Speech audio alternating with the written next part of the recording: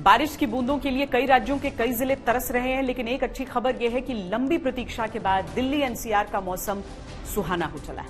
हालांकि मानसून की असली बारिश का इंतजार दिल्ली और एनसीआर को अब भी है।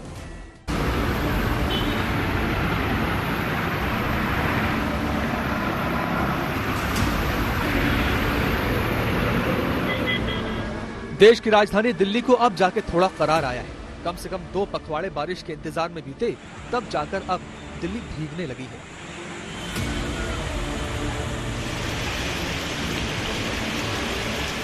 दिल्ली में मॉनसून ने पहली दस्तक 30 जून को ही दे दी थी। तब लगा था कि बारिश सामान्य तरीके से आती रहेगी और इस साल दिल्ली को पानी भरे बादलों का ज्यादा इंतजार नहीं करना पड़ेगा। लेकिन उसके बाद से जैसे दिल्ली से मॉनसून रूठ ही गया था। उमस और भयंकर गर्मी ने दिल्ली का बुरा हाल कर दिया था।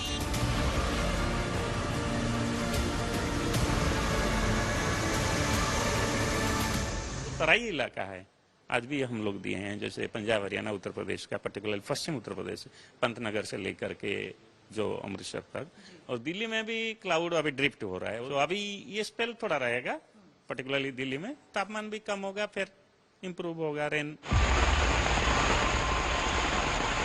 मौसम विभाग का कहना है कि अब दिल्ली सहित पूरे एनसीआर के सूखे भरे दिन बीत गए हैं और अब भीगने के दिन आ चुके हैं और यहाँ मानसून पूरी क्षमता के साथ बीते दिनों की पानी की कमी को पूरा करने के लिए तैयार है।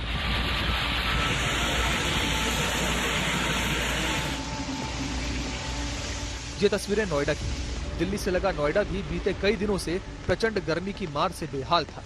मानसून जब पलट कर आया तो पहली ही बारिश में नोएडा को पानी की अच्छी सौगात दे गए।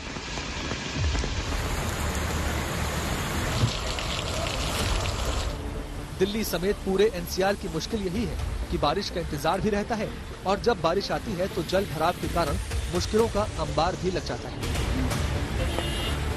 दिल्ली में बारिश और उसके बाद की परेशानी कोई नई बात नहीं है, लेकिन नया कुछ ये है जो हम आपको तस्वीर दिखा रहे हैं कि ये नया हाईवे बना है NH9 जो कि दिल्ली और मेरठ को जोड़ता है और वहां पर ये जो सड़क है ये बिल्कुल पूरी तरह से तालाब में तब्दील हो गई मालूम पड़ती है। किस तरीके से घुटने से भी ज्यादा पानी है जिससे बाइक और कार मुश्किल भरे हालात में यहाँ से निकल करके जा रहे हैं और कई मायनों में तो बाइक बीच सड़क पर बंद भी हो जा रही है। ये तस्वीर हम दिखाएं और जो स्थिति है दूसरी तरफ भी हम आपको दिखाएंगे कि किस तरीके से एक जो ऑटो है वो बीच पानी में बीच जो ये जल भराव है, सड़क कहें तालाब कहें आप इसको जो चाहे कह लें, लेकिन जो मुश्किलें बढ़ा रहा है वो लोगों की बढ़ा रहा है। बीच सड़क पर गाड़ियां बंद हो जा रही हैं और ये महज कुछ मिनट की बारिश हुई है दिल्ली में, उसके बाद की तस्वीर है, उसके बाद ये हालात पैदा हो गए हैं। तो समझिए कि अगर ये घंटों बरस जाए बादल तो दिल्ली में क्या हालत होगी। इसके लिए जिम्मेदार निश्चित तौर पर जो सड़कों को बनाने वाली अथॉरिटी है, जिसने यहाँ पर ठीक से जो ड्रेनेज सिस्टम बनना चाहिए था उसका इंतजाम नहीं किया, और दूसरा जो साफ सफाई का दावा किया जाता है दिल्ली की अलग अलग एजेंसियों से, वो कहीं ना कहीं गायब है। पानी का निकास होना चाहिए। अब देखो हम तो इतनी दूर से कुरियर लेके आए हैं, अब बताओ ना इधर जाने के ना उधर जाने के। 150 रुपए की दहाड़ी बनाते, उससे ज्यादा की तो बाइक खराब हो गई हमारी। मौसम का रूप तो हर साल मनमानी करता है और सवालों के घेरे में आती है मौसम विभाग की भविष्यवाणियां कि क्यों सटीक अनुमान नहीं लगाते। रिपोर्टिंग एक्चुअली आप अगर 1990 का देखे होंगे, उस टाइम का मीडिया या हमारा ऑब्जर्वेशन अभी का जो है उसमें भी एक फर्क है, नॉट रूल्ड आउट, ठीक है ना। अभी कहीं भी इंसिडेंट हो जाता है, नजर में आता है, तो वो एक एरर फैक्टर है। आई विल टेल यू, मतलब अभी हाई नंबर से रिपोर्टिंग हो रहा है, पहले नहीं होता था। एंड नंबर 2 है कि ऑब्जर्वेशन नेटवर्क चाहिए। तो ये सब में चल रहा है स्टडी, बट नो डाउट कि ग्लोबल वार्मिंग के वजह से जो साइंटिफिक आ रहा है कि जो इंटेंस रेनफॉल या रिलेटेड क्लाउड्स तो वो इंक्रीज हो रहा है।